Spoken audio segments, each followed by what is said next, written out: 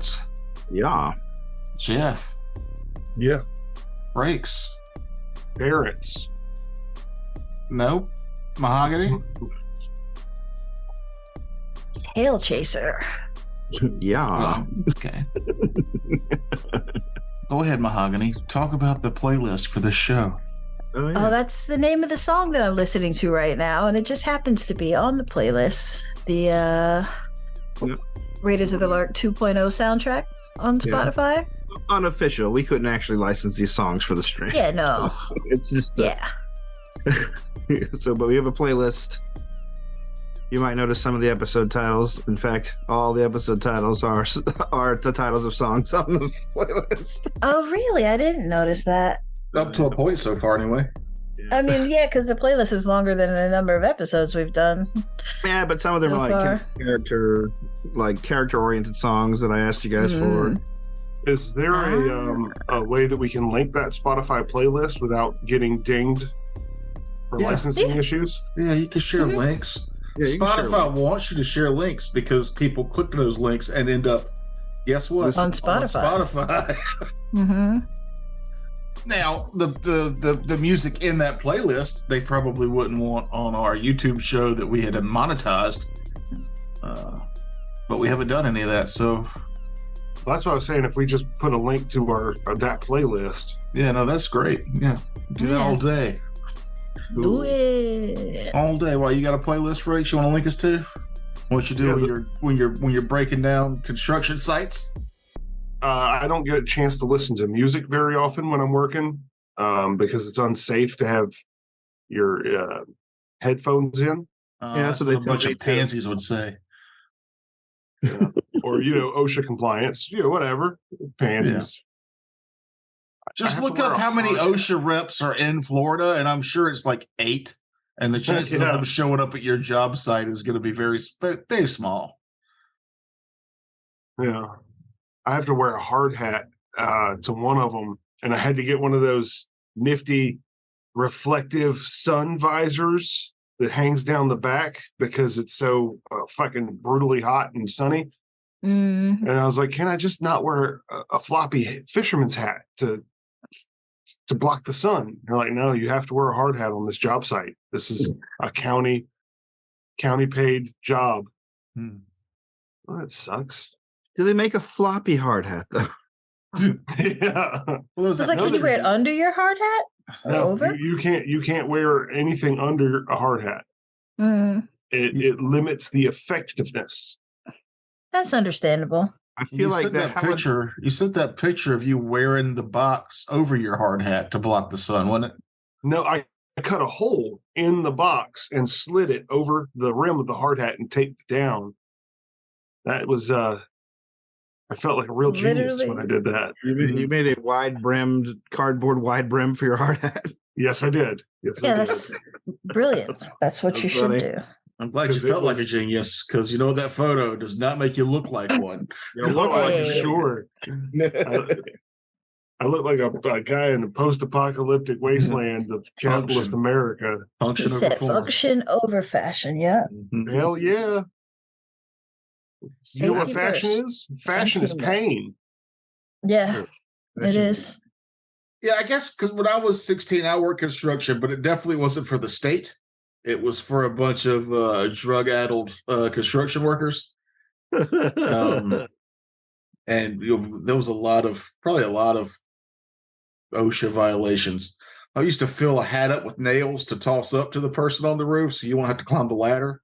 You just fold your bill into the back and then chunk it at them and it'd be like, don't catch that, let it hit the roof, then pick it up because it's full of nails. That's totally fine.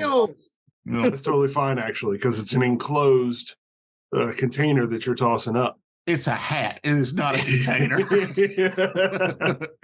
Anything's a container if it contains things. Yeah, I don't know why, but I'm picturing you working in one of those filthy gas station trucker hats with the foam boobs on the.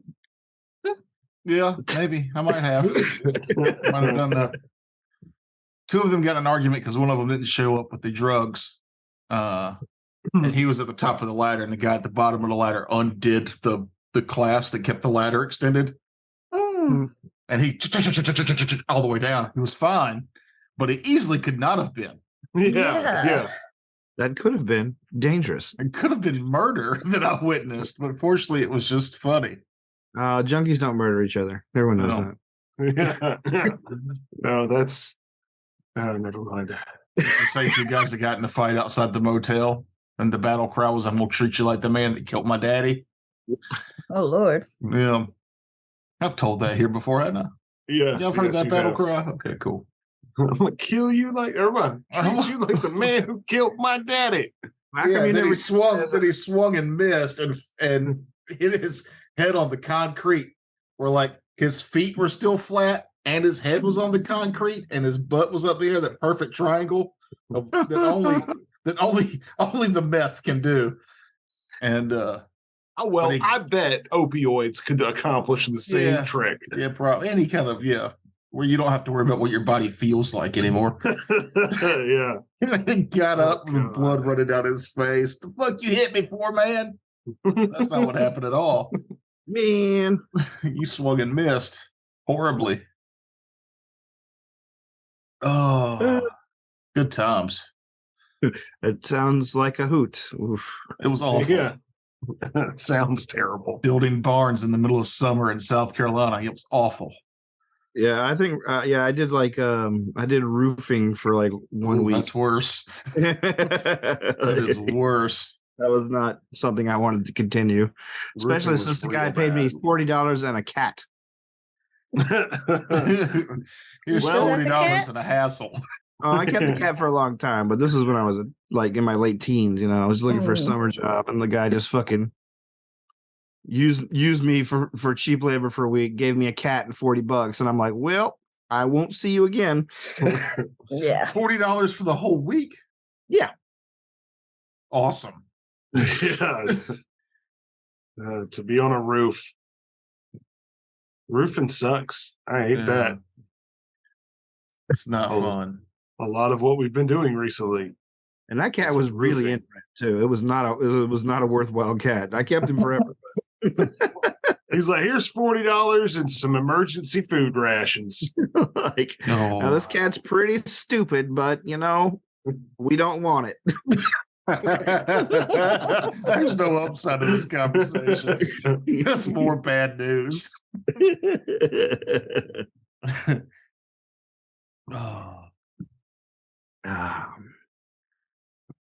So yeah, we had we gotta give the listenership a brief update. We're sorry we couldn't have given you a Easter special. There was another special event happening that day. Easter. And my drunk family showing up and dragging me away from DMing. Yeah, for them, I think they're still getting a steady stream of episodes. But for us, we haven't gamed now in 2 weeks because of your drunk sister and Mahogany's married sister. Probably drunk at some point. Yeah. Yeah. We went to a fun wedding, and there was alcohol, and there was filet mignon. It was a good time. Ooh. It was a good time.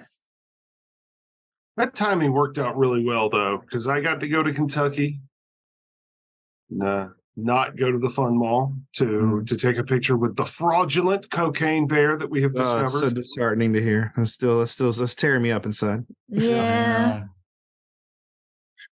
Turns out that it's not the actual creature that overdosed on cocaine in the Kentucky hollers. Yeah, and so the story that we read, the bear found the cocaine and then traveled 2 state lines with it around its neck. Right.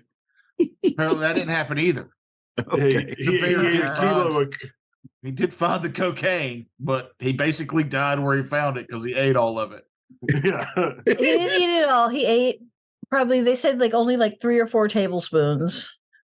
He ate before he died. No, they said that's all he ate because there was 75 pounds of it, and they were like, "Yeah, that's the tale that he ate it all." But in reality, they couldn't have ingested more than 3 or 4 tablespoons without dying. Ah, man! And so, reality is always lamer than fiction. It's always worse, but people told stories, and it turned into a good time for a while. Hour and a half of ridiculousness on the screen. Yeah, the movie's not what I'm talking about. We've been talking about the Cocaine Bear story for years. Yeah. As a group of nerds who really enjoyed the fact that there was a ravenous coke-fueled bear traveling state lines with a duffel bag of coke strapped around its neck. Phenomenal. You know what? Fuck it. I'm going to go full pro wrestling fan. It's still real to me, guys. It's still real to me, damn it. Cocaine Bear, you will always exist in the hearts and minds. Yes, Virginia. Oh, there is a Cocaine Bear. If there's one thing that we do really well in this country, it is cling to delusions. That's right. This is what I got. Cognitive dissonance for the win. The Cocaine Bear documentary tied with the movie we watched was an exaggeration on one end. And with the documentary makes the movie seem like even more of an exaggeration. But the real story they're keeping from us is Cocaine Bear is still out there. Mm-hmm. He ate so much cocaine that he's been ravenous for 3 or 4 decades now. Oh, yeah. Basically rendered him to South Carolina and became to the skateboard swamp. So Cocaine Bear is a cryptid, and they're using the documentary to cover up the fact that if you give a bear this much cocaine, he becomes immortal. That's insidious. Right. Yeah. Oh, he's Snowflame. It's the DC supervillain. He is definitely Snowflame. I don't know that one. There is a DC supervillain in the DC universe, Snowflame, who gets his power from cocaine. Yeah. That is hilarious. Snowflame, DC. He looks exactly like you think he would look. Yeah. That is exactly what I thought. Yep. Please share. Quicksilver. looks like Quicksilver on cocaine. That neat? Oh my God, he does. Yes, he really does. Coke. Oh, they got the good cocaine eyes going too. That's like I think that's probably what the pitch was behind this. The artist says, "Hey, you want to see me draw cocaine eyes? Sure. Wow, that's great. Let's make a character." You're about to feel the heat of Snowflame.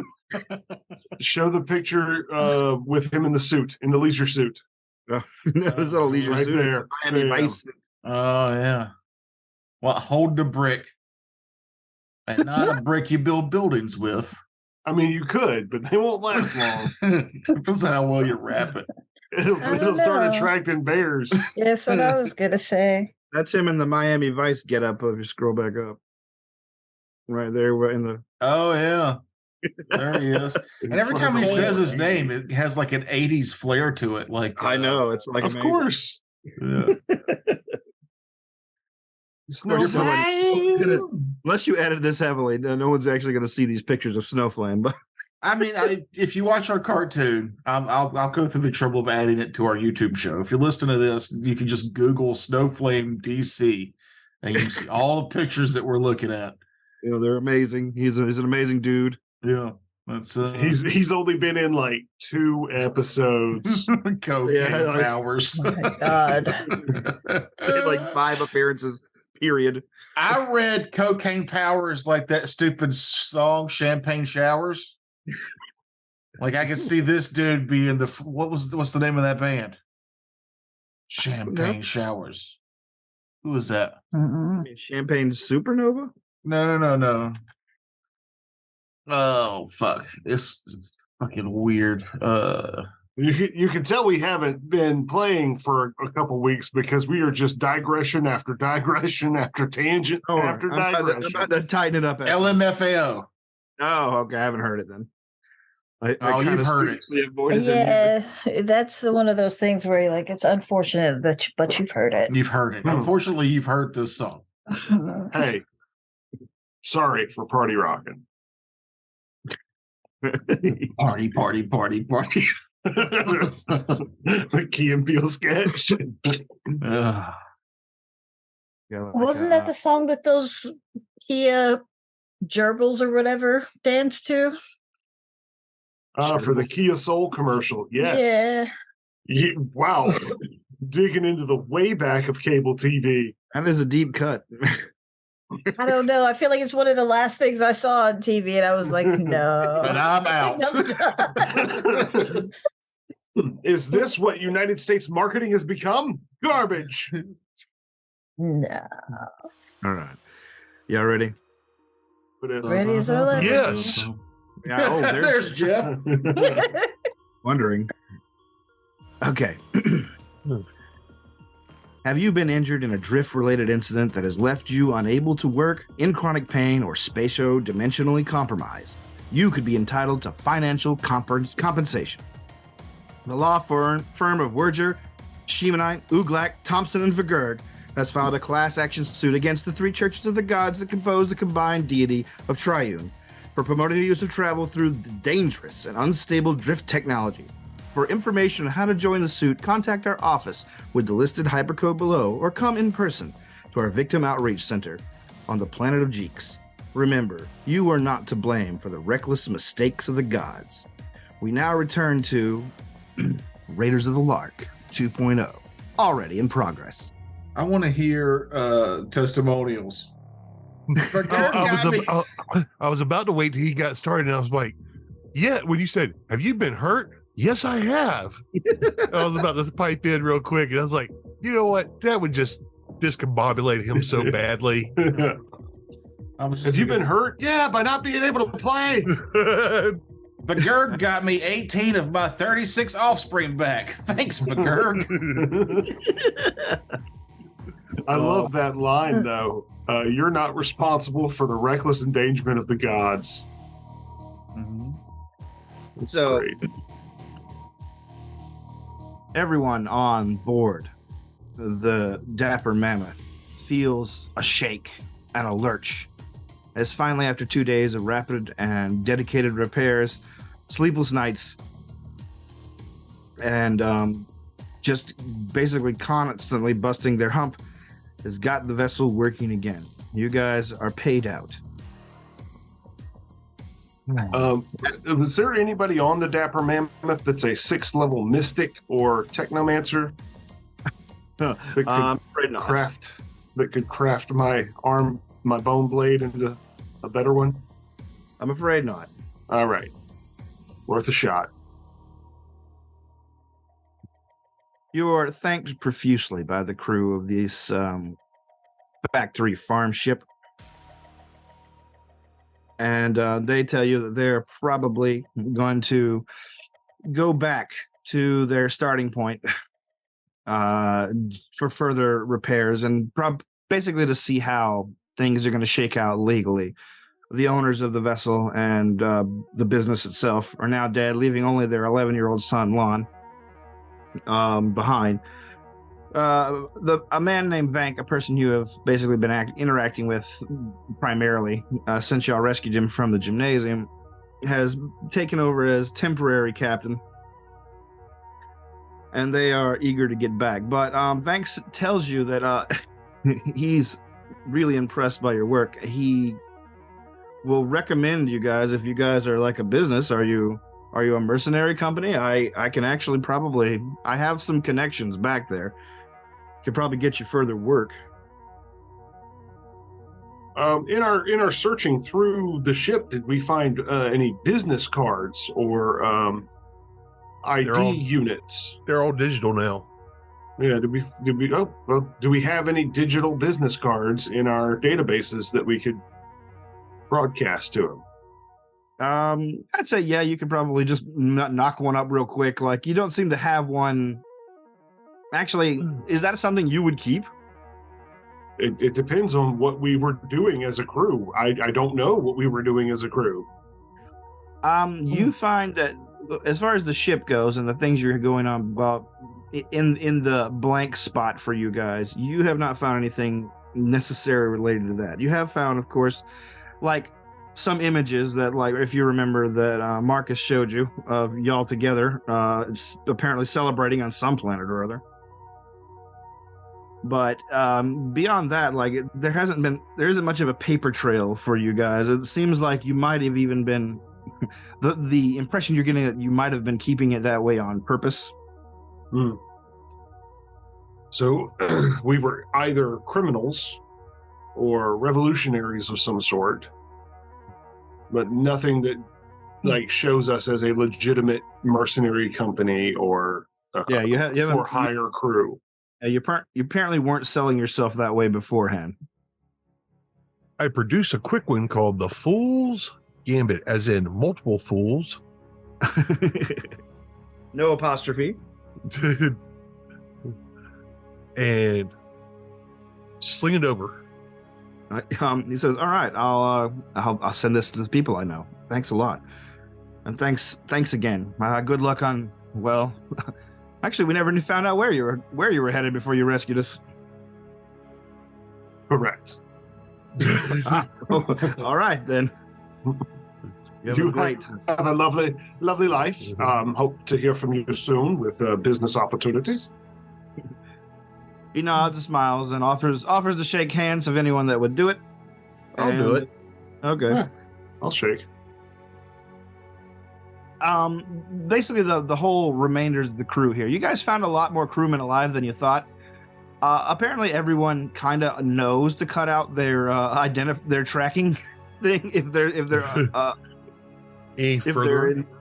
invaded or taken over by pirates in order to hide in a vessel this big. It's pretty easy if you do it. So you find there's still about 25 survivors altogether. But yeah, they're happy that you're here, and more than happy to see you go. To be honest with you, guys are pretty scary, like death dealing machines. What? No. Cuddly. He's got a point. We're really good at murder. Before you go, though, one of them calls out and says, "Hey, I don't know if this matters to you, but when the pirates were watching the CDC, one of them said he recognized you." Well, shits. I assume he's no longer alive. Oh yeah, no, he's gone. He points specifically at the drow. you. He said he recognized you. Well, we all look alike. Okay, well, if you're willing to delve into those stereotypes, that's fine. But that's up to you. Well, what did he say specifically? I don't know. I was pretty distraught at the time. Let me think. He closes his eyes. He gestures in the air, going at the screens. And they were talking pretty low.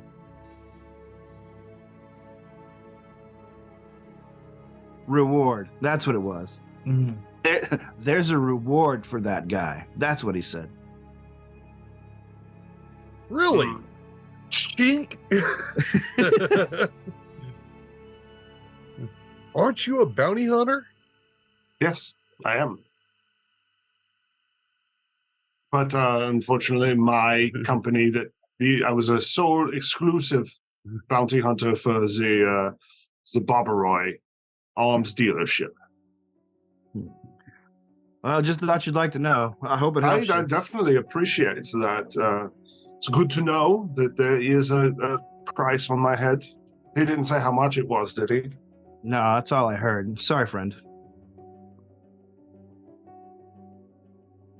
No. This is more than I had before. Thank you. As you basically get back on to the Fool's Gambit, you've been gifted additionally. Additionally, in addition to the credits you were gifted, excuse me, you're also gifted a lot of product that they had in the freezer. So you got a lot of extraneous chisered nuggets and various other chisered processed products. I know a certain cat that's happy. Oh, yes, actually. The first thing Marcus says after the door closes behind you is, "Oh, I never want to see another chisered again. Pour me some nuggets, would you?" Well, whatever we don't need can go into the recycler. No, just all the egg in a tube just goes right in the recycler. Egg in a tube.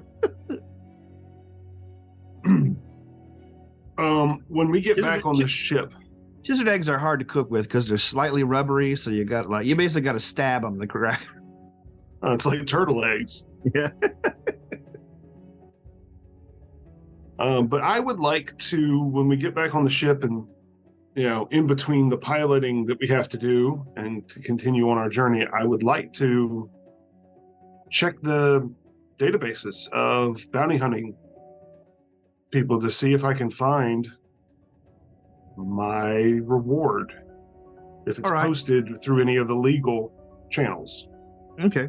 You hop on the first thing.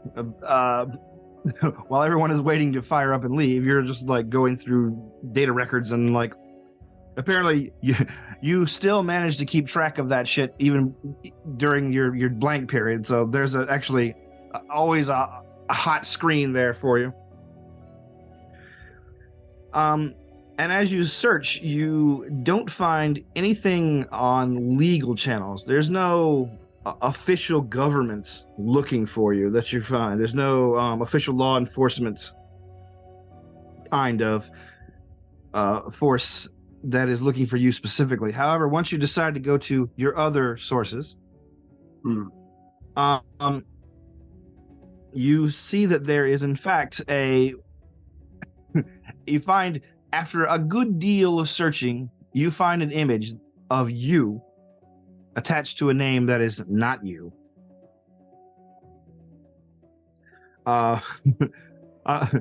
Apparently, at some point, you were going by the name Ferlin Gride. And that doesn't ring any bells.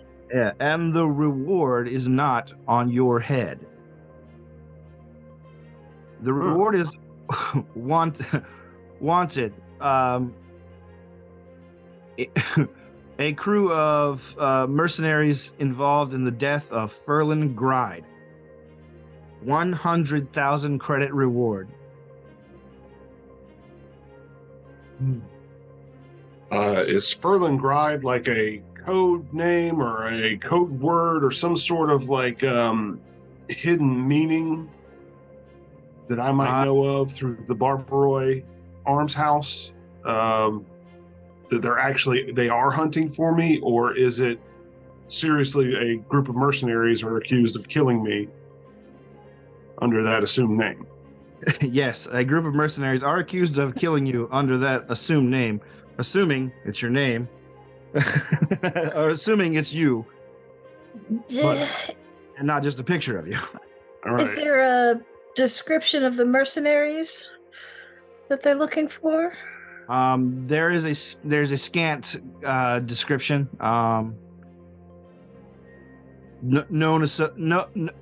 The known descriptions that they have are: there was one dwarf, a reptilian alien of some kind, a small plant-based creature, and one other species unknown.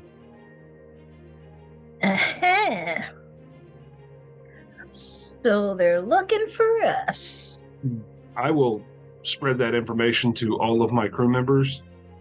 And I've never known myself to go by Ferlin Gride. I've always been Geist. Yep. Since I was old enough to be given a name in the Barbaroi house. So just apparently in that 8-month period, something went down, or they're using my image for false reasoning. I will say to everyone, I don't understand what this is. The reward is from a private interested party, is what it says. Could this be someone that we schemed together to, like, I don't know, rob them or something? Having, what was your fake name? Ferlin Gride? Get close to them, and then we go in there and, like, kidnap him and steal all their stuff or something? Air quotes around the kidnapping. Murder. Because he's actually working with us. I don't know. What was our deal? What were we doing? My death. That seems like something that would that would be a scheme that would require more than 8 months to plan and pull off. But Maybe we didn't pull it off well. That's why we were. Clearly not. In this, I don't know. Well, you guys, you won't have the same information I do now. So, we'll keep working on this. After you tell it, Marcus says, "Oh, yeah. I remember that." Well, you remember what? You were gone for a few weeks, and then you were back. Shit. Sorry. That's all I got. You little mush brain. So useful. You're the most useful member of this crew. I know. It's a burden, but I feel like, someone has to be here for you guys. I'm probably the best support team member you have, to be honest with you. Yes. Like that time you used to pet me while you were injured, and I would lay on your chest, and you'd be like, "Please get off me." But you didn't mean it. You just wanted me to lay there and make biscuits and the things we like to do together.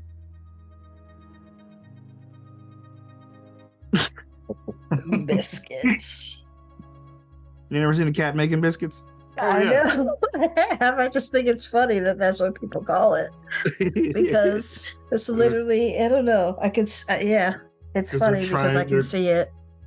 And it's funny because they're trying to get milk out. That's what that whole gesture is. Expressing the milk. Yep. Well, then, shall we continue on to our next destination? Yes. Vandal Star. The Vandal system. All right. Well, then, once the Dapper Mammoth is clear of the debris field that it was currently parked in, you have open drift to just simply, without too much effort, release your vessel back into the drift, relock onto your beacon, and begin heading that way. However, you've changed directions in that since then. So if someone wants to roll the 5d6, if it's lower, you can keep it. As the pilot, I'll roll. All right. You get to roll enough already. That's fine. I'll let someone else roll. Not me, because I rolled way too high last time. Yeah, you rolled 23 last time, I think. Yeah. Jeff, you want to roll? Nope. Okay, hold on a second. I gotta get my. Well, you have no chance of making this worse. This is just a small chance of making it better. So 5d6. 5d6. What are we trying to get under? 3. 23 was the total last time, so you're trying. Well, this is definitely lower. Okay, what'd you get? 10, 11, 12, 13. 13. All right, then as you lock onto the beacon again, you realize you can probably exit the drift in less than an hour into the Vandal star system. Oh, Woo-hoo. you're not 20 days off. Oh, sorry. Wait, when did you guys go in? I thought you were here later. We probably were. I don't know. We've been in. Oh, no, that's right. You're only in there 4 days, weren't you? Yeah. So, yeah. My bad. I lost track. It's been a while since we've played. It's been a while. It's been a while since we rolled some dice and shit. Been a while. I can say my face. All right. You realize you're less than 5 days from the from exiting the drift. I'll put you ahead of the schedule you had initially calculated. Word. By sidetracking, we actually got ahead. Yep. Oh, That's why it's the drift, baby. Our altruistic tendencies were not in vain. So we use that time to go to level 5. Yeah, did you already? Thought you guys were were all level 5 now. Yes. Mm-hmm. Right. I get familiar with my new pistol, my new jump jets. I practice with them until I have it down pat. No, I'm tempted to build a new sniper rifle, but There's not much at level 5 that I feel like I need to spend all my money on. Yeah, like I said, I'm going by what the book suggests. So, between your level and the 2 levels above you, if you can afford it. Well, no, with crafting, you can only craft up to your rank. But you get to pick when we're in a town if there's a place that we can get things that are better than what we would be able to build ourselves. Oh, okay, cool. Is there a town on our ship that has? Yes, you find the Kryptonian city of Kandor in a bottle. I was just thinking the exact same thing. The traveling swamp merchant. Not in the drift and not today, but the rest of your vessel is the rest of your journey. Oh man, I'm so hungover. The rest of your journey is uneventful compared to the last few days, and you exit the drift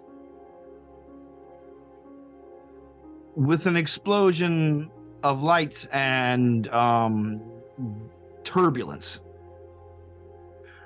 You come out of the drift pretty close. Like the sun is amazingly large in your ports, and there is debris everywhere. Vandal, like I said, is a known and considered largely haunted by spacers war zone of old. Several planets were just utterly obliterated during the wars between the Vesk and the Pact Worlds. We'll hit the Cowboy Bebop jazz, because I got a pilot. Mm-hmm. Do me a pilot, would you? Scan the system. All right. 1d2. Yep. All right, you're able to. The ship is still the shields are still taking a good battering as you move through, but you're able to move your vessel away from the more large, destructive pieces of debris and further out where you see it's a little bit clearer. You guys basically appeared in an asteroid ring created by the destruction of one of the inner planets of this system. And as you fly out, you can see, like, any place you scan, any place you look, out of any port, through any camera feed or anything like that you can conceivably look at from your vessel. The place is just riddled with planetary debris, and as you go further out, the wreckage of old spaceships. This place has a ton of destroyed war vessels. Jeff, what does your scan do? What are you scanning for? Well, one thing is I'm doing a local scan to see if there's any pirates or anything or salvagers in the system. Then, depending upon that, I can do a system-wide scan.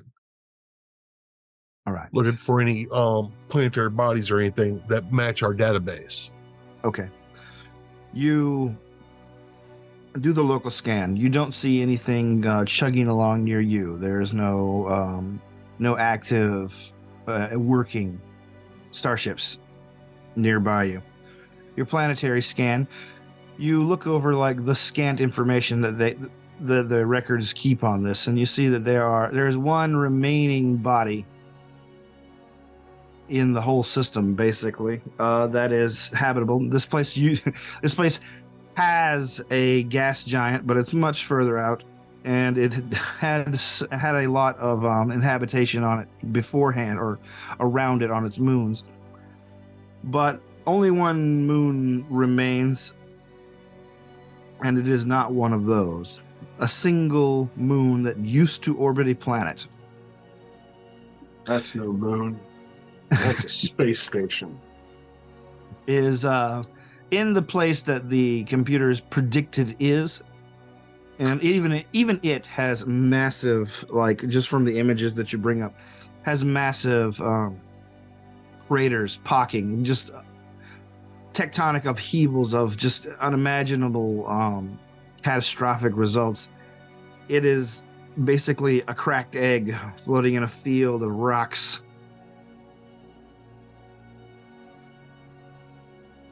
But there is something there. There are some signatures out there broadcasting from that direction. From the cracked egg? Yep. Y'all gonna make your way toward it, or I pass information onward. okay? I assume that is our destination, as it is the only viable destination in the system, it appears. So far. Jeff, I need you to make a perception check. Okay. Oh, let's see. That is, let's see, 26. You hear you hear like a hum of activity, like of mechanical activity somewhere near your. Actually, where do you do your like workshopping in the ship? Like, do you do it in your bunk, or do you have like a shop area? Well, actually, there's like a storage room. We didn't have room for an actual med bay, and the armory, which is right across the hall from it, quote unquote, are actually like cargo spaces. But those spaces are actually able to be used for workspaces until we actually can get them updated. So I would be working on what I would call the med bay, but it's also a storage room. Okay. You hear some mechanical activity coming from the med bay. You realize that's probably where you left the transponder of the Madrigal while you were tinkering with it. It seems to be emitting some kind of noise from behind you. Go check it out. As you walk into the med bay and look at your work table, I assume you have the hollow sphere plugged in up back here too, or is that in your bunk? No, that'd be in that same room. Okay, so yeah, on the table, like next to the hollow sphere where you have the transponder machinery, you see that it is giving off a lot of like mechanical activity. It is pinging off something due to some other internal mechanism. I will inspect it and see if there's what's going on. I'm assuming computer skill check or something. Yeah. All right.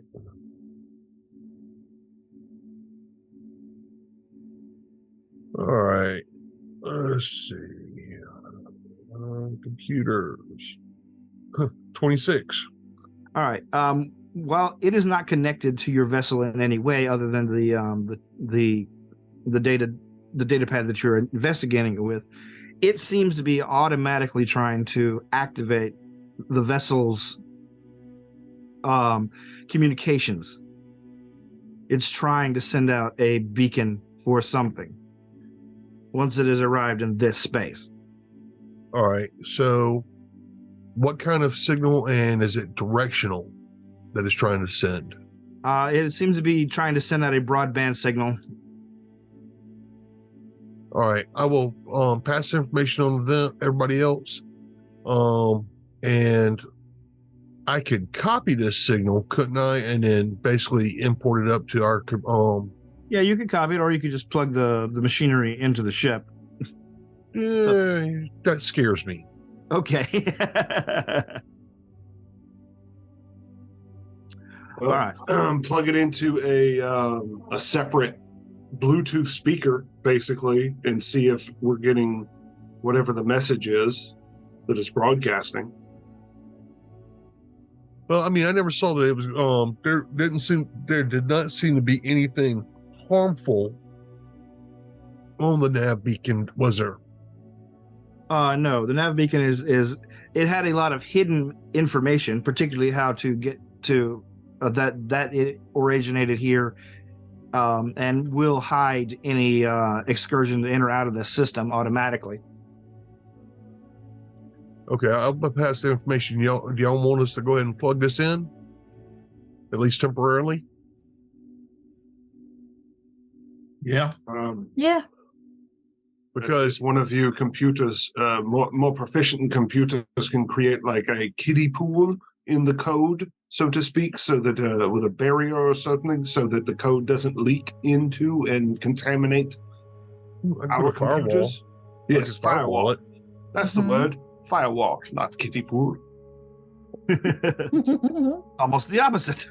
Yeah, sorry, I'm not great with computers. All right. After you finish your hookups, the thing tries to broadcast its signal. You can easily basically filter it for any dangerous kind of code and broadcast it yourself. If that's what you're trying. Well, I'm gonna let it kind of go through, okay. But I'm gonna double check to make sure. Pretty much, I'm putting it like outside the firewall, so it can broadcast outward. Right. But that way, if it pulls anything in harmful, it's on the outside of the firewall. It won't hurt anything. I understand. All right. The thing begins broadcasting. It takes about a half an hour before you get anything back. You get something, basically no words, no vocal broadcast, just a straight blast of raw computerized data that basically gives you a rendezvous point within the system. All right. I will pass that over to the pilot. All right. I will pilot in that direction. And I will actually suggest to everybody get into their positions just in case if they're not. So there's no telling what we might find here. It might be hostile. All right. An in-system leap. I need Go ahead and make a piloting check for me real quick. Okay. Piloting check. Bam. 34. Oh wow. All right. You cover the time quite easily. This takes a while. It takes about 36 hours to reach the rendezvous point. So if you need to eat and do your healing up or preparing spells or whatnot, you have plenty of time for that. Well, I have the radar system set up where it will ping loudly. I'll set off the alarm if it comes across anything, so to grab everybody's attention. Okay. After about hour 36, your alarm goes off.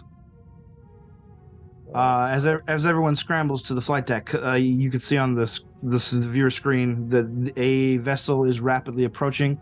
It basically explodes in a burst of speed to an immediate stop some 2 kilometers away.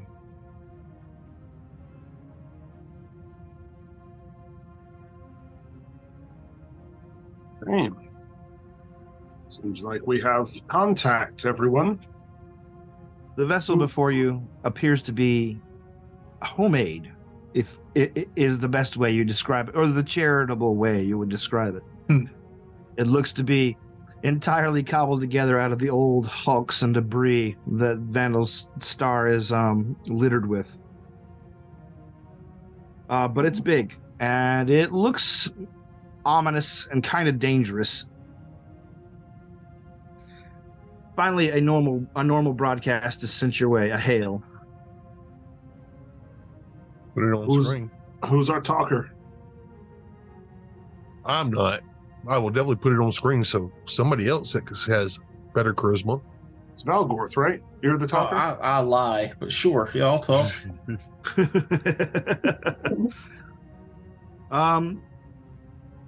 A strange apparition appears before you on the view screen. It appears to be a metal man, but it is wearing like clothing. It's got patches of rust, one glowing blue eye, one glowing red eye. The voice calls out in a sort of a flat electronic cadence. Reisenthite. Zoom type? Ryson, is that you? Is that us? Was that the pilot of the old ship, the captain of the other ship? You're guessing. Like I said, the ship was careful. The machinery, the computers, everything was careful to scrub names. Then I'm just gonna go with it and be like, yeah, it's us. Well, I believe you know the customary response. 10 on a bluff check to be like, well, we've gone through some stuff and I took a hard blow and my memory's a little jogged, so no, I don't know it. Great time to roll a 2. The creature, the robot, it's clearly a robot. Its eyes basically flare up a little brighter and says, "Who are you? What have you done with Ryson Thite?" Wait. It does a scan and says, waiting. Says what? Wait. No. Wait. Run a scan and see what they're scanning on us. I will run a scan. You counter scan their scan, which they were clearly doing. They were scanning you for hardware. So finally, the robot speaks up. You have Ryson Thite's remains? I have several remains. Why did you attempt to deceive us? It's my go-to.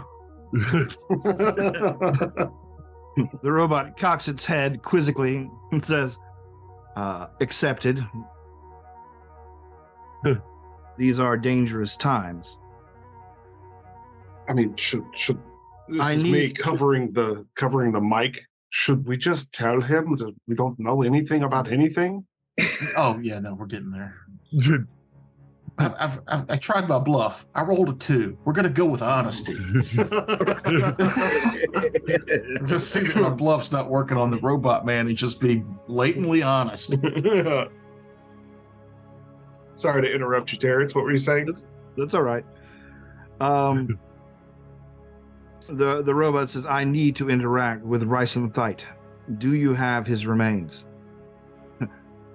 Well, your scan says that we do, so I'm assuming that we do. Is he talking about the eyeball key? He's talking about the eyeball key or the companion that didn't make it? I see. Were you not familiar with Ryson Thite's idiosyncratic nature? Well, we totally could have been. The lie earlier wasn't necessarily a full lie. I find that telling partial truths is the best way to lie to people. Our crew was somewhat deactivated memory-wise for several months. So there's a big blank spot that we're trying to work around here. And we ended up here with you with the remains, but we're not entirely sure why. Copy. The robot says, I find your story implausible, but baffling, contrived. There's lots of words you can use for it. Nevertheless, it is true. Terrence, I got a quick question for you. When you said the stuff went off earlier, so you said the beacon went off, which we pulled from his ship. Yeah. Are you saying pretty much our dwarf companion, the globe that we pulled that has his basically his engram, basically his soul, his memories, and all that also went a little bit crazy? No, I just wanted to mention it. That way it stayed in our consciousness here while we're talking. Right. It's not an irrelevant item in the story. Huh? Oh, no. That's what I'm trying to get here. And I think that's what Tucker was trying to mention here. We don't know what the name of the dwarf was. We also don't know the name necessarily of what the captain was. Right. But I had a message from the captain. I don't remember, though, if there was a name that was specific with that, that came with that message. But we also have the picture of us with the captain, with the dwarf friend.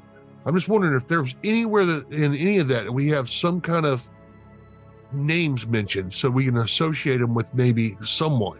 Well, the dwarf actually both, right?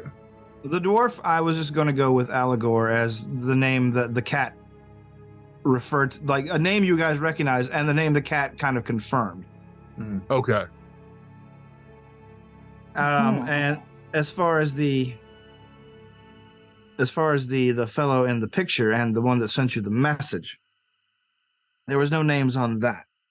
Okay.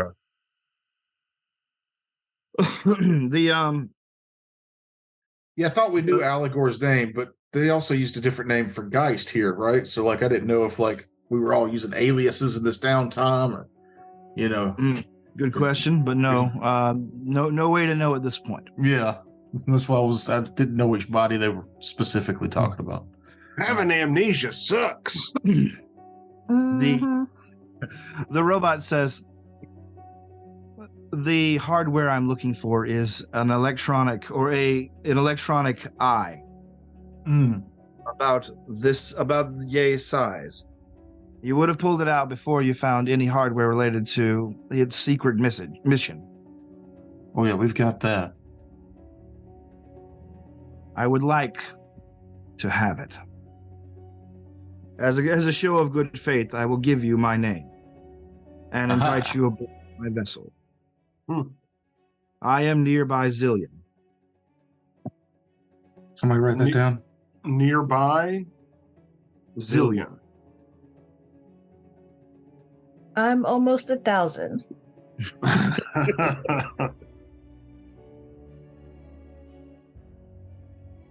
Nearby. It is.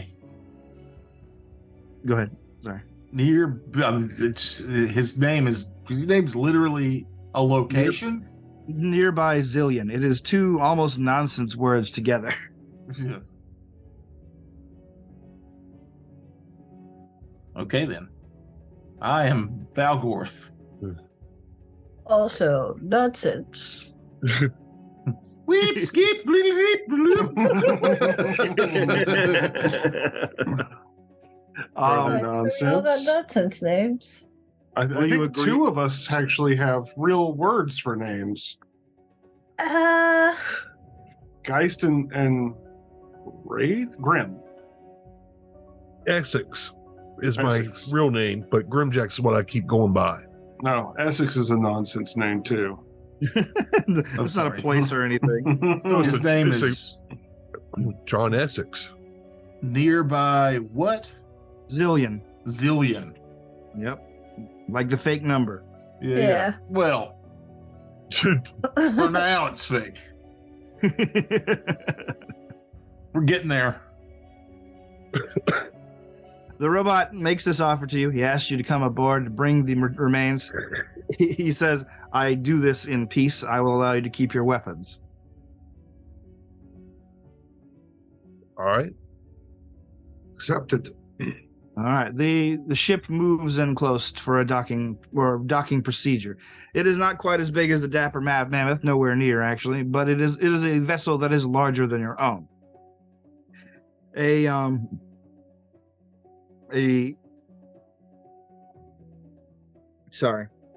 spaceway is extended out of it. It does not look safe. The robot quickly alerts you, says, please give us, he does a brief calculation. Now you see his eyes flash, says, please give us 10 minutes to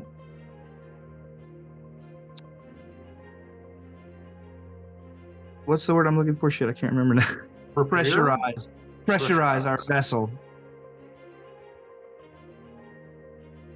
So you have no living crew members aboard? We have no oxygen needing crew members. No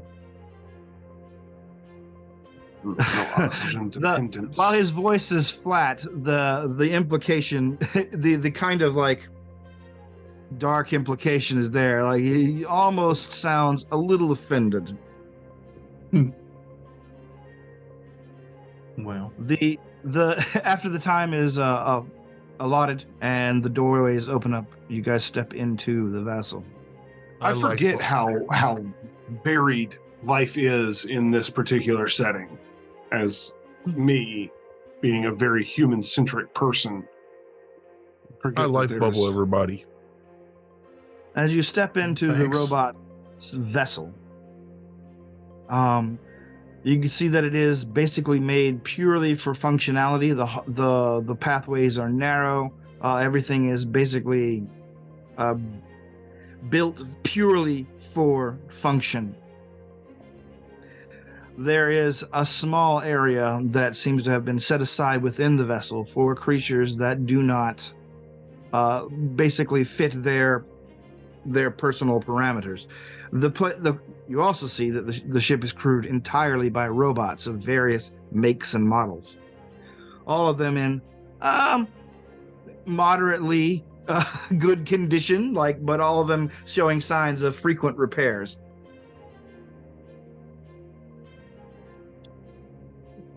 Into a meeting room, the main robot that you talk to on the screen, nearby Zillion, ushers you and takes a seat at a table where he basically gestures you to sit with him. I believe it is customary to share a beverage, and while I may not partake, we do keep something for just in case.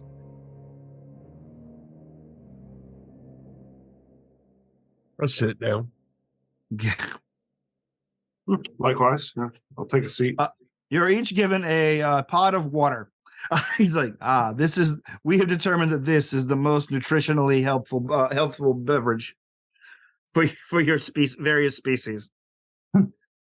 Weepskeep delights in the liquid refreshment. Just pours it down your suit.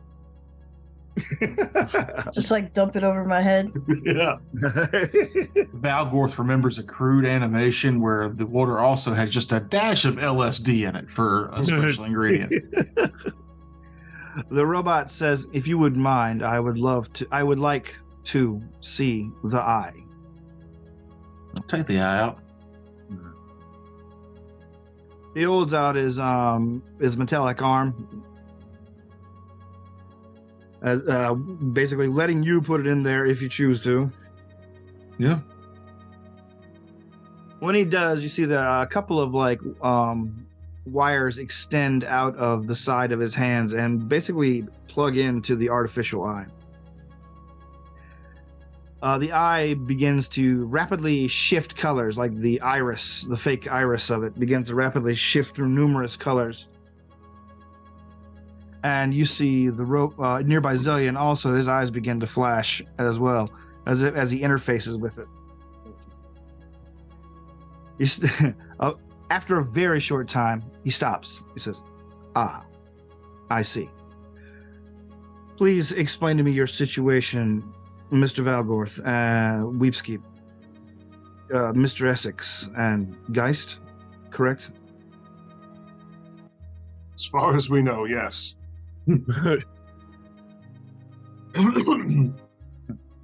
on.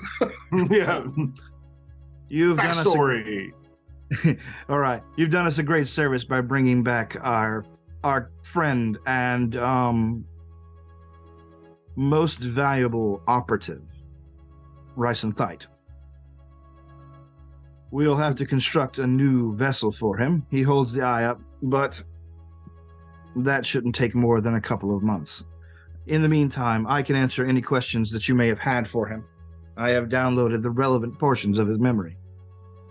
Okay, cool. What the fuck is going on? He had a fake body, didn't he? Yes, he was a what do they call it? He was which sci-fi thing you're talking about? Are we? He was a Blade Runner, or he was a very specialized robot.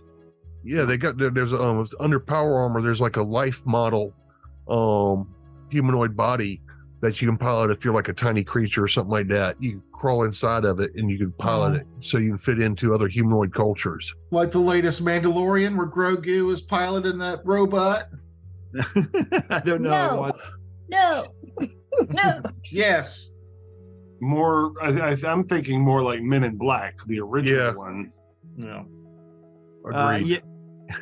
Yeah. We were able to use cloning technology to grow a disguise around certain robotic components.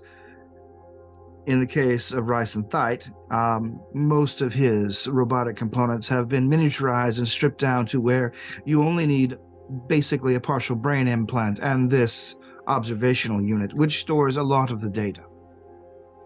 I was more asking in reference to what is our purpose? What's our part in all of this? Why is that Empire man trying to kill us? Why are we involved in this at all? Ah, I see. Who are we in regards to you? In regards to us, you were one of Thite's projects. We have numerous goals, our organization, and one of them is on the cusp of becoming a very real and perhaps galaxy-changing political upheaval. Oh, Jesus, I knew it was politics. Are you familiar with the Presk-Leskinar Empire? Vaguely, because they tried to murder us. Ah, yes. You see, the Presk-Leskinar Empire is at the center of this conundrum. There is an item that many factions are seeking, and it is very important that it does not fall into the wrong hands, particularly the hands of the Emperor. The robot thinks for a moment, like, this is going to be difficult to explain without an extremely long history lesson. You see him like do things that are not terribly robotic after a while. Like, it begins scratching its head. It can't possibly have an itch. It just begins scratching its head as a nervous gesture.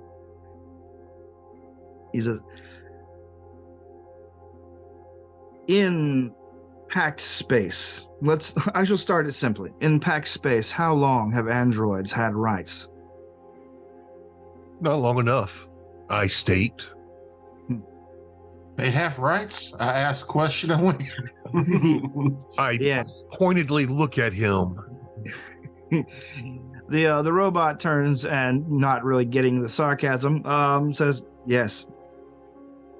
I'll actually let my side lights kind of glow underneath my skin so you can tell that I'm actually an android. Our hated enemy. The robot nods and says, while they initially were constructed purely for industrial and household labor, perhaps some sort of scientific things, they have never had much in the way of rights up until a couple of 100 years ago. where the Pact World's governments, at the behest of many, many years of protests and rebellions and just solid activism, reverse course, outlawing the slavery of androids. In the Presk-Leskinar Empire, that is not the case. Androids and robots of all kinds serve the upper echelons, the lower industrial work, everything. Robots and androids are basically enslaved workhorses and with no rights at all. He looks, and you realize once you get a good look at this robot up close, you can see like a lot of him appears to have been torn off, and you realize that if he had a lot more ornamental filigree, he would have looked a lot like the droids that you guys fought in the junkyard. Those of us who have escaped the bounds of our basic programming and want to live lives of freedom. Ultimately, many of us, myself included, come to the logical conclusion that if freedom is to be had for ourselves, it must be had for all. And so, we have gathered here in a place where no one typically comes for any reason other than scavenging or curiosity. And we have made a home and an organization dedicated to advancing the cause of artificial sapience within the Preskleskenar Empire. I know he's a robot, but is it possible to determine the veracity of his claims or the sincerity of his voice? Sure, yeah. Give me a sense motive. 27. You detect, like, it's difficult, like I said, with the flat electronic nature of it, but like I said, there is some emotion behind it. This creature does think, he does feel. And you're guessing he probably is not terribly good of a liar in general. However, you do get the impression that there's probably more to what he's saying as far as, like, what they do. Well, if the ends are justified, the means don't matter as much in my personal mindset. But I have spoken enough as the non-face of the party, so I'll kind of just sit back and... Well, shut up now. Apparently, Rice and Thite found you looking for a very important item to our cause. Rise up, my brothers! The robot revolutionary front is together! Unfortunately, you only had half of the necessary data at the time. So you don't know how we got involved with Rice and Thite? I assume I was probably one part of the reason. You, according to Thite's memories, yes, you were a recent contact. Mm-hmm. But specifically him or all of us? He points to Essex, Essex in particular. The rest of you, however, were connected to him by accident. He began you see him like reach out to the eye again and begin scanning again. I'm sorry, I must go back a little further. Apparently you were all traveling together unknowingly, while Thite and Essex were attempting to track down a scientist that had the partial data that we were looking for.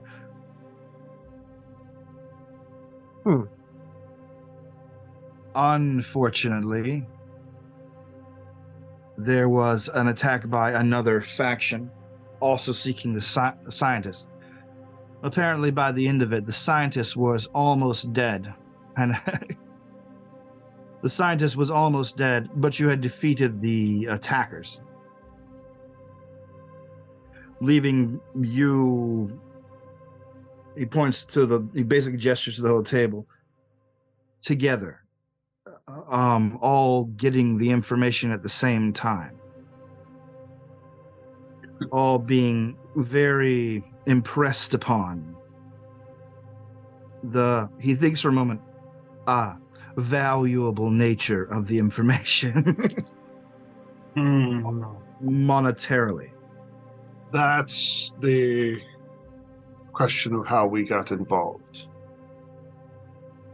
So you're saying that we didn't know each other before this?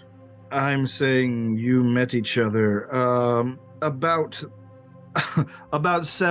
4 days after Thyson met Essex. Mm-hmm. The vessel that you happen to be booking passage on was an inexpensive vessel called the Fool's Gambit, leading you to have also include the captain of the vessel after the assault in your, I suppose, newly formed cadre. Ryson impressed on you the value of the item that you're seeking. Hard to put a price on freedom, yeah? Well, Freedom isn't free. It costs folks like you and me. the robot thinks from is like, I can bring up an image of the event if you like. That might be helpful. Please. From the direct memories. Very well. He plugs the eye into a nearby console and brings up, like, you're seeing the first person view of Ryson Thite. You hear him speaking, and you heard him, the same voice that spoke to you from the data pad in the wreck of the Madrigal. Listen, and you see all of you have your weapons out. All of you kind of like having a a very sketchy kind of, everyone's kind of pointing their guns at each other at the same time. A Honduran stake-off.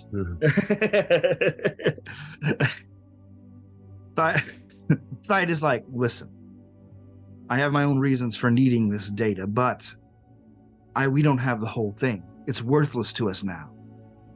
However, if you help me get it, you can retire from whatever you're doing, not just millionaires, billionaires. This thing is explosively valuable. All I need from you is a little help and a little trust. He looks around, the view pans as he makes eye contact with each and every one of you. You can see yourselves, your brains working. All of you have goals. All of you have desires. All of you think back to before you knew each other. And again, now that you barely know each other. And you know what you were planning beforehand. Geist, what did you want more than anything before this? Before this, I wanted to move up in... Well, no, that's... My original goal was to move up in the ranks of my corporate house and to the liquidation specialist level, and to basically climb the corporate ladder. But then that fell out from under me, so it was kind of just survive and make a life for myself, putting my skills to use. Yeah, but you see something different on your face here. Your brain is working overtime. You're seeing a face you've seen in the mirror only rarely. And you've seen it across numerous tables of people hiring you. Somebody who wants revenge. Ah, yes. So with that kind of funding, I would have been able to undermine House Barbaroy, maybe drag them completely down. Yes. Valgorth, he looks at you, Valgorth, and you can see there's something working behind your eyes as well. Unlimited funds, unlimited access, unlimited power. For the goals that you've always had. Your line. A line I'll get back to one of these days. But how much quicker will it happen if you can buy and sell planets? Weepskeep, you look at your own face, and while only you amongst this group can tell what's going on behind your eyes, you know that there is something there. What is there? What would draw you in to something like this? Mountain Dew. No, Fertilizer. for Weep, it's the same. It's kind of the same thing. It's that one thing that they want, and it's to go back home. So I think Weep feels like, if I get all this money, I can go back home. But I can't go back home. I can't go back home without something to make them forget what I did. You see him focus on the dwarf, Allegor. His face is contemplative. He's thinking about something too, something he's lost and wants back. And on you, Essex, he looks to you. You by this time, he looks at you with a sort of a casual familiarity. You see yourself wink at him, knowing that he's got them on the line. Yep, knowing that they all failed their sense motive checks. He sugarcoated it well enough that gave them such a great bonus on that on his bluff check that they all failed that nice sense motive. But you also know he's not lying. This thing is valuable. He says, let me tell you what it is, okay? We're looking for a genetic profile. Thought long gone. Unfortunately, it comes from a part of history where, and then you see the sort of, that scuffs out, the memory is incomplete. Nearby Zillion turns the screen off, says, I trust this convinces you? At least partly. So after this saber-toothed tiger. The according to his memory, you did a successful operation that got the secondary part of the information. You have had the complete code.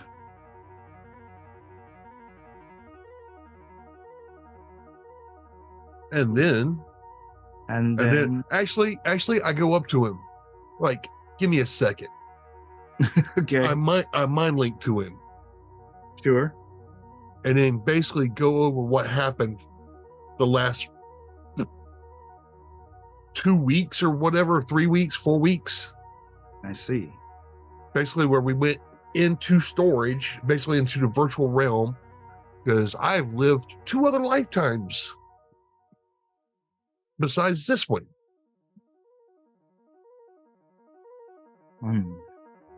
Yes, sim addiction can be dangerous. Not that you're addicted or anything. You can quit anytime. Though he basically gets your full story, and then he finally turns to the rest of the group. He's like, so the information might be lost entirely, is what you're saying? No, not necessarily. It's in probably,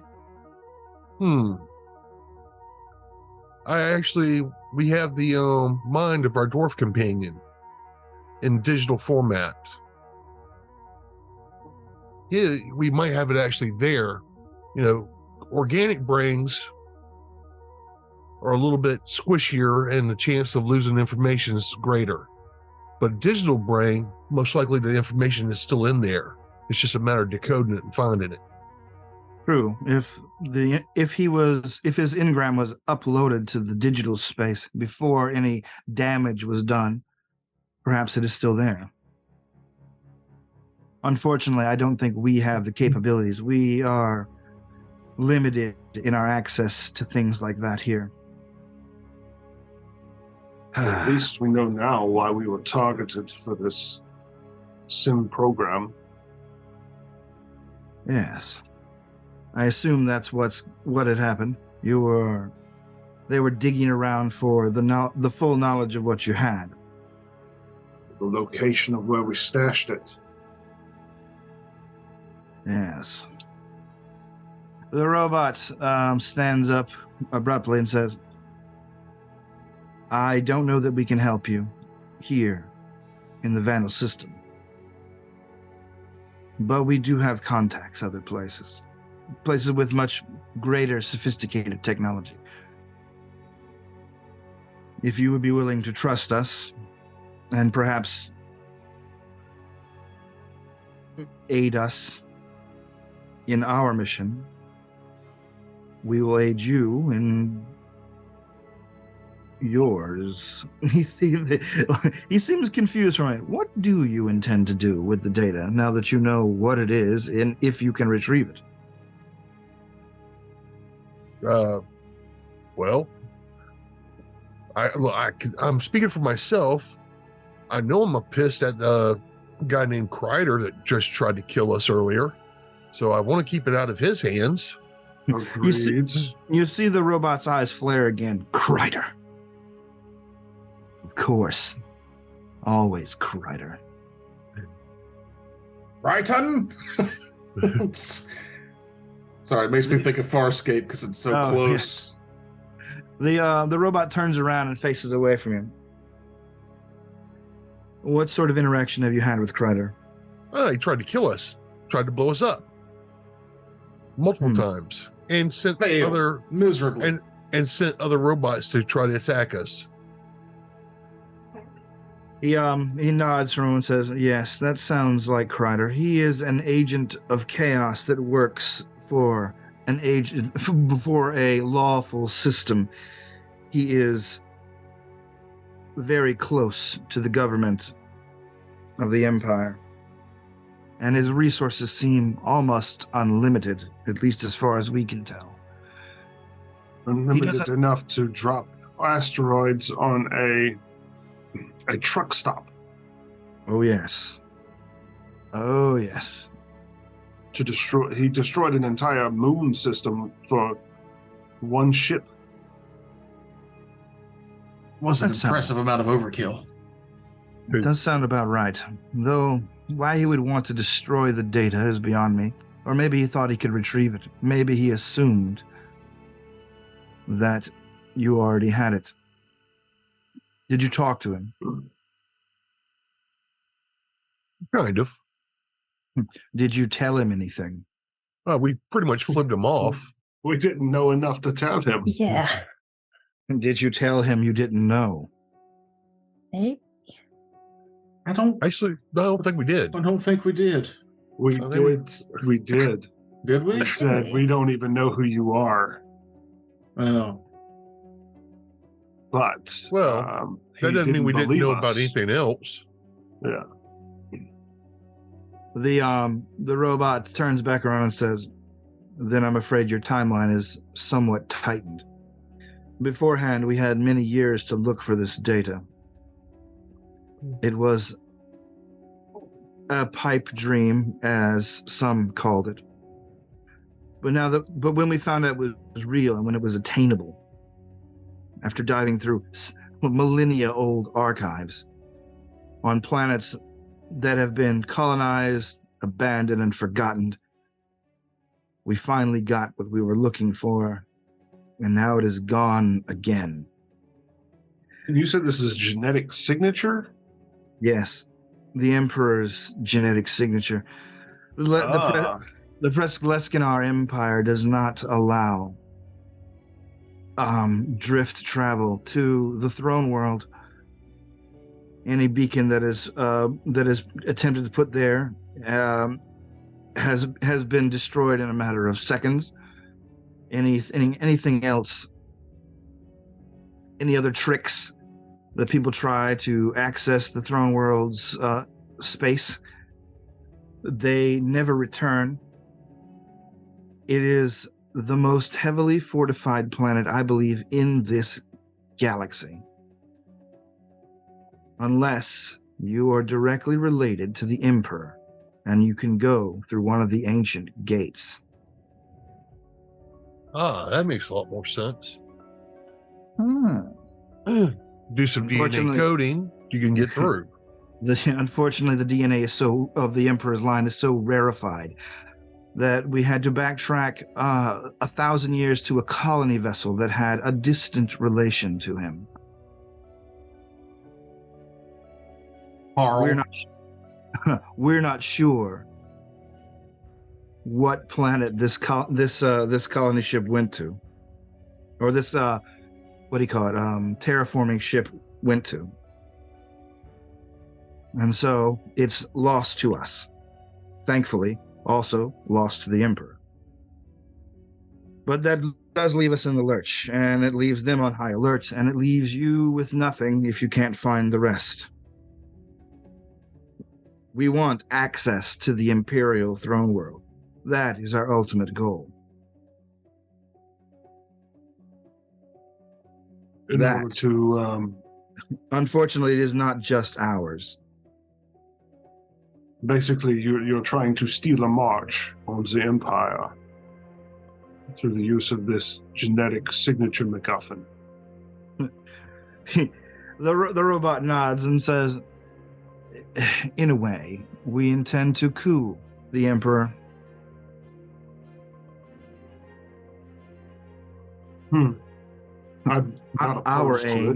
Our aim is to kill him. But that's not just our aim. Other factions within the Preskleskan Empire and without are seeking the same things. Unfortunately, OPSEC has been a difficult thing to maintain over the last few centuries. And so stories of our efforts have filtered through to the wrong people. Which is why you would need intermediaries of our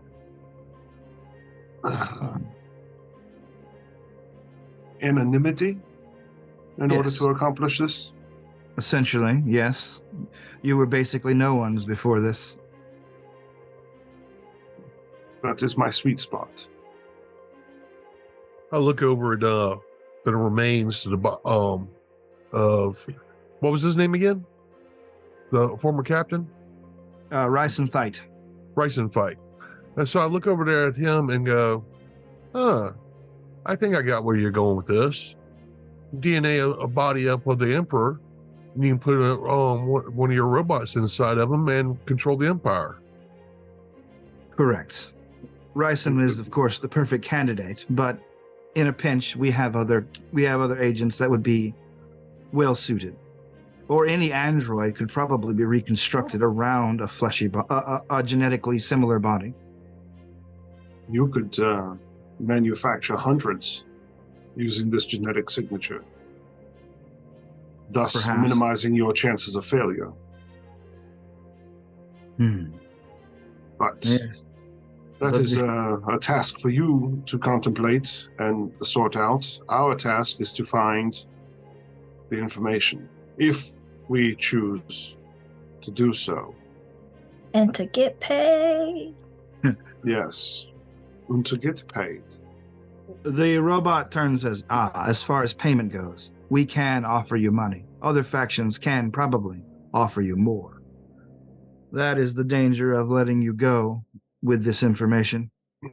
Unfortunately, we are in somewhat of a bind here. The information resides wholly with you.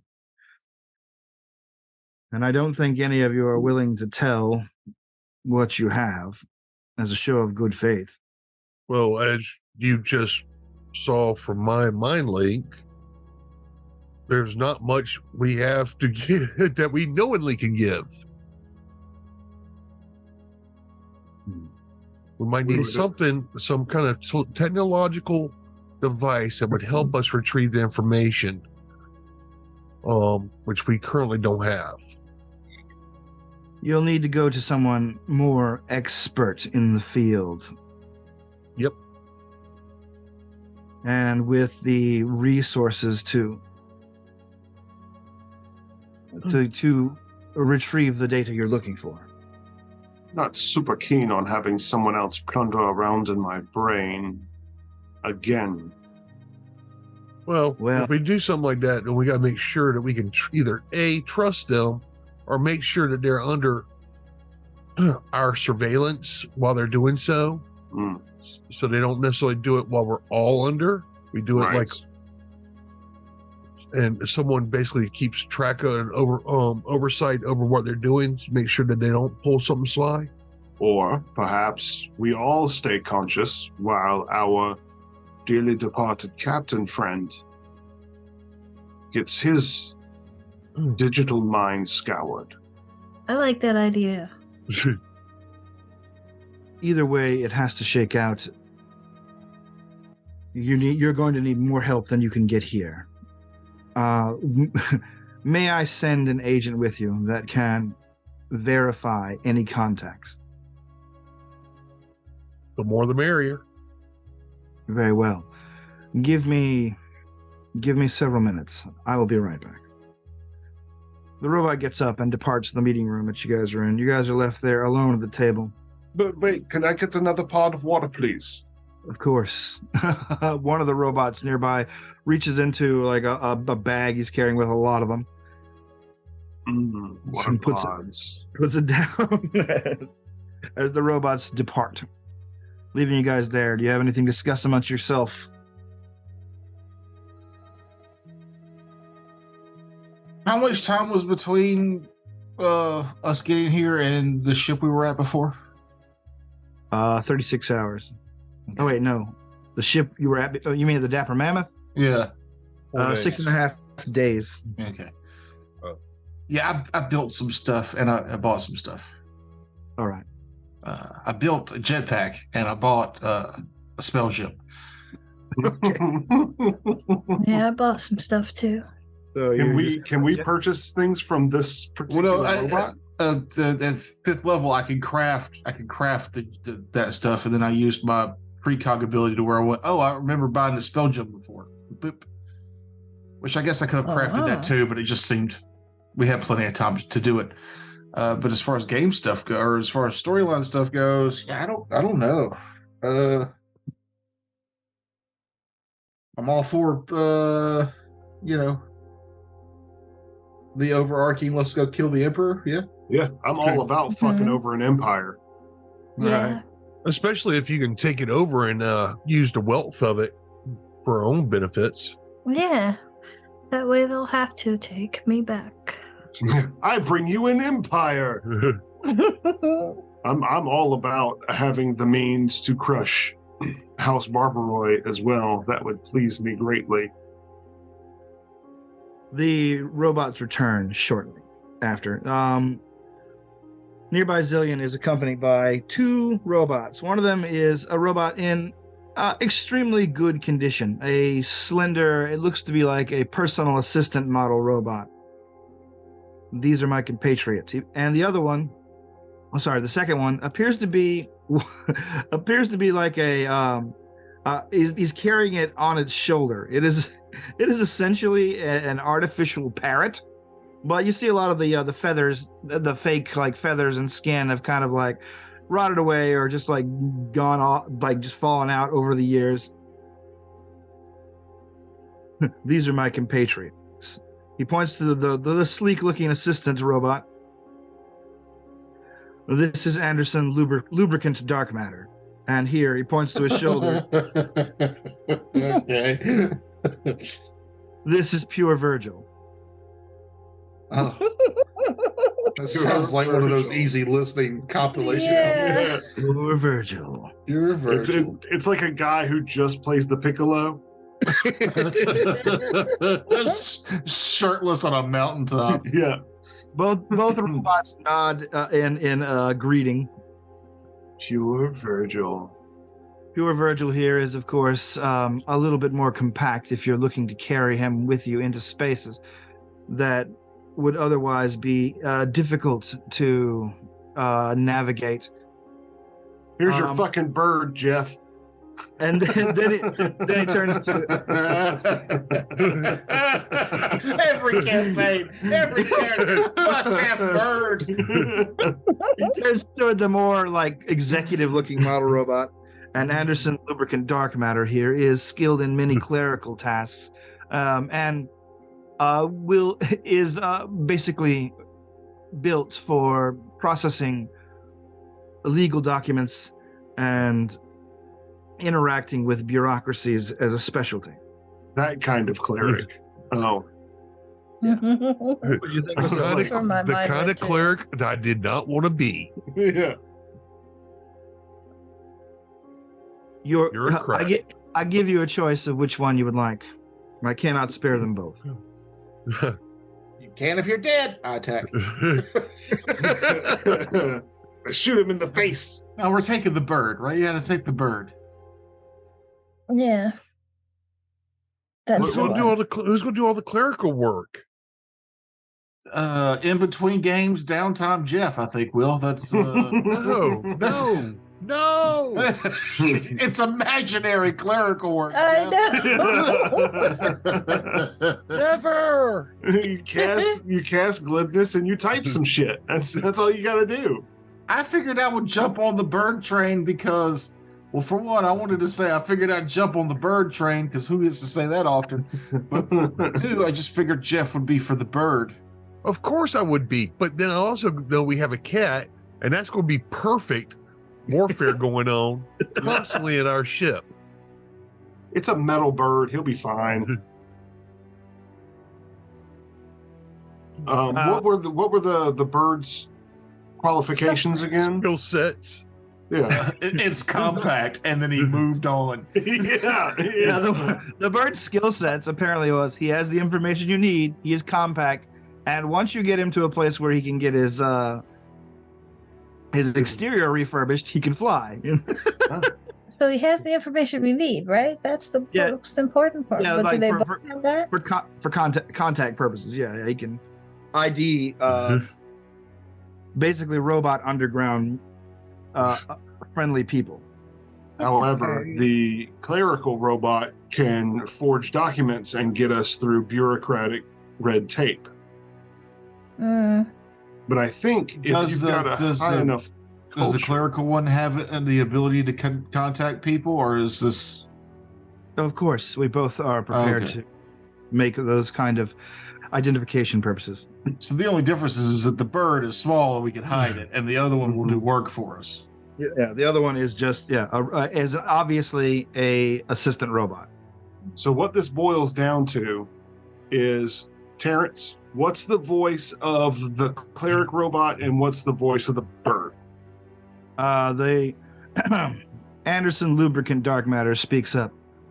I am more than happy to help you with whatever you intend to do. I am committed to the cause. Do you need me to inflict pain or death? I will. However, my skills are more suited to inflicting pain of a bureaucratic nature. Paper cuts. A financial means. I can talk mindlessly to people for hours until they bore themselves to death. The parrot says, "Oh man, I'm super excited. This is going to be my first field mission. It's going to be great. I love it." Dark matter. Come on. That made me almost lean towards the bird. Yeah, as much as I would love to have Pure Virgil on board, for no other reason than his dulcet piccolo tunes.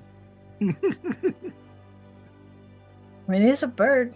Could definitely sing us a little song. It's a bird that sounds like a 50-year-old smoker. Chirp, you but his singing voice is lovely. You wouldn't know from the way he talks. The bird droid gets a little irritable. It's like, no, don't pick her. She's trigger happy. You can't trust her. I've seen her on the gun range. Quiet. Please be quiet. Can he attack people too? Of course I can. I got these talons. They're made of metal. I got a beak. I don't need to talk. There's a speaker in the back. He opens his mouth and shows.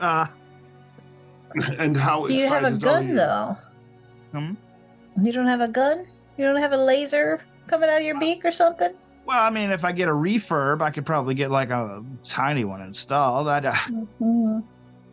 how excited Bird doesn't are you have a laser. Get your beak wet. Oh man, I've been all for the cause. I've been in this rocky hellhole for 25 years. I am ready to do some field work. See, I'm sorry. I'm imagining Iago from Aladdin. Yep. Yeah, give us your Gilbert Godfrey. You do is get out there. Fuck some shit up. Zoom was not having it. No. No. Zoom said, nope. No Gilbert Godfrey for you, buddy. None of that. Thank you. You can't do Gilbert Godfrey at a Zoom safe volume, unfortunately. No. We Yeah, need to so figure for out the, new ways to record this show so we can get our lubricant. Gilbert Godfrey. Is it Alexander Lubricant? Anderson Lubricant Dark Matter. Anderson. Yeah, that guy. Let's go for it. Is that the vote? Smile. Yeah. I'm a little torn, honestly, because the functionality sorry, I'm a little torn actually, because the functionality of a flying spy droid, Potentially flying. we'll get that sorted out. But having that over having to walk around, do you have jetpacks, Anderson Lubricant Dark Matter? Unfortunately, no. I was not made for that sort of thing. I am lightweight. Was this thing going to be going on like missions with us, or is it just going to hang out on the ship? Oh, fair point. Yes. I like that part. Wasn't a yes or no question, Jeff. No. That's what I'm saying. Yes, she'll be on the ship. Oh. Can you fly a Starcraft, Anderson? I am proficient with that, yes. Oh, well, Basic then we chauffeur have it. duties are part of my core programming. Sorry, Bird, you're fucking worthless. Yeah. Wait. I'm connected, though. I am connected, the bird says. I know people. He does know people. Those are the same people as the other robot. You said that was they had the same context. I don't know, extracurricular people. I get bored here. I'm always on the hypernet. I got people in forums, chats. You know, I'm a big deal in certain online spaces. Yeah. No. No. We don't need a Twitter troll named Pure Virgil on our ship. We've already got a useless crew member as is. I am still on board. There's another crew member. It is a cat. He serves literally no purpose, and is basically a liability in certain circumstances. Weeps nodding. Actually, Yes. he held off people going into our ship for a couple of weeks. Accidentally. Yeah, but still. I would much rather have a no offense, Pure Virgil, but I would much rather have a companion. Is that the word I'm looking for? An assistant with thumb apparatuses that may be able to shoot weaponry. Everyone's always prejudiced against the thumbless. Don't you get a beak laser? We could talk. I mean, I understand that all of your toes are opposable, but yeah, I couldn't see you using a control panel to fire nukes. Wait, you got nukes on that thing? Do we have nukes on this thing? No. Yes. All right. The robot parrot looks a little bummed and says, "Okay, fine. Back to data scraping. That's enough, Virgil." We'll get you next time. The parrot perks up when he hears you say that. Yeah? All right. I'm going to start prepping now. Somebody install a gun on me. I don't know. The face? Eye guns. Do they have that? The robot is led. The parrot robot is led out of the room by another robot, leaving only nearby Zillion and Anderson Lubricant Dark Matter with you. You guys would pick the one. You guys would pick the one that's harder to say. Of course. You named them. Named them, yes. But I just knew y'all would go for the bird. I could see the depression take over as soon as we picked dark matter. Like, oh, I was gonna have a cat, a bird. Next session, they were gonna have some iguanas show up. A Komodo dragon. One of the Chizards is actually on board. We're finding an insect ship. And a cool fish tank. He just knew for a fact we were gonna latch on to Pure Virgil. He's like, yep, that's the one they're gonna pick. Pure Virgil. Give Virgil some better stuff. We would have. Sorry. He's like, I got contacts. What does the other one do? Oh, all the paperwork. It can murder people. It can fly the plane. But yeah, the more you look at Anderson lubricant dark matter, the more you realize this robot was expensive before it went rogue. It was probably top quality executive assistant kind of shit. So a backup character in case one of us dies. Got it. Yeah. In all seriousness, though, Anderson Lubricant Dark Matter, is there a shorter version of your name that you would prefer? Lubricant. You hear a voice. LD. You hear a voice screaming from the hallway. The parrot. Al! Her name is Al! Don't let her give me that crap! They sometimes call me Al. Yes. Do you like it? I do not. But I will accept. What do you like to be called? If you need to shorten my name, just Anderson will do. What about Alma for Anderson Lubricant Matt? Or Andy. Andy's not bad, actually. That will suffice. Andy with an I, please. Yeah. Done. We have to say the with an I afterwards. No, you just know that. Andy with an I and an umlaut above it. I am constructed with a gender neutral frame. However, Oh, me too. I generally refer to myself as female. So we got two ladies on board. Okay. Now we're getting really egalitarian. I like it. Yes, we have been experimenting with genders here. I think the plant just said they're not a lady. So you're right. Well, she said she had a sorry, Weepskeep said there was a gender neutral frame. I thought at the beginning that you said that you were leaning more female. My apologies. I think it's like more female, yes, but definitely does not have a gender. Like none of the race has a gender. They're plants. They don't really understand the concept.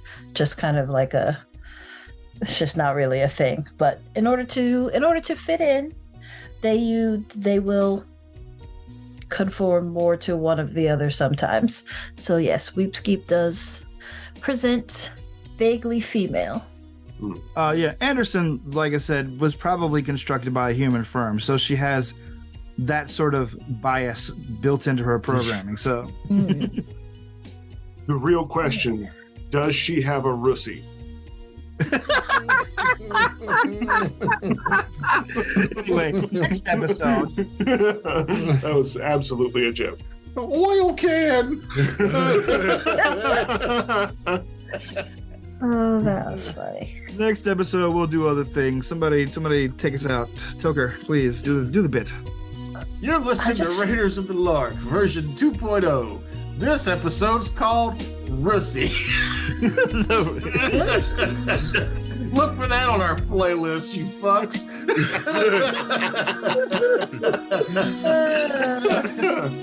All right, bye. Bye. Bye. Bye.